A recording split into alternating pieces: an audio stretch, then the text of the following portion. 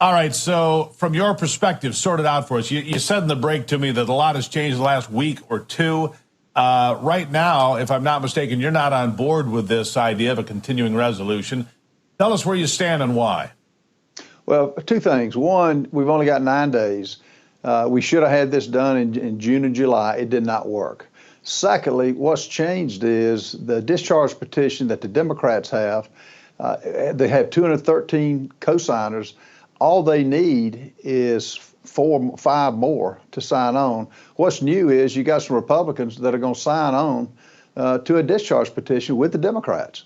And now what that does is put the spending at Pelosi-Schumer levels for really an indefinite period of time. Now, what they're asking for and what is front and center stage is the border. We've got a crisis at the border.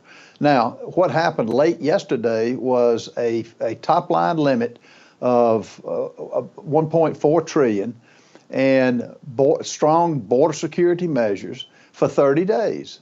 And that makes sense rather than going to the Pelosi, giving them carte blanche ability to spend us into oblivion, which they would do.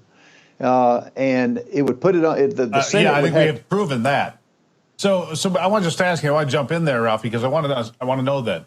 Does that mean you would support what has been put forth, 1.4 trillion, 30 days? That's not 1.4 trillion in debt. That's just spending for a 30-day period, correct? For 30 days, rather than turn it over to the Democrats. And who would have thought that Republicans would basically change teams and sign on to a Democrat petition?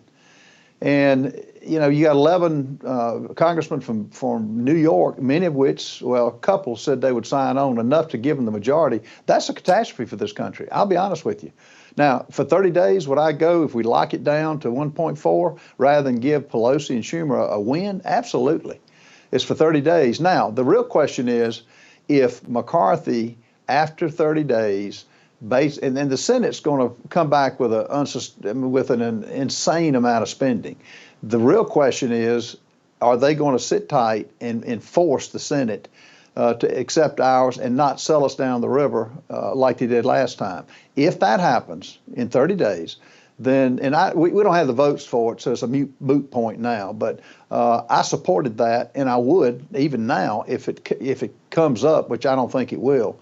But the bottom line is, for 30 days, it would keep Pelosi and Schumer off the taxpayers' dime, and it would put border security, which is what New York and the rest of the country is suffering.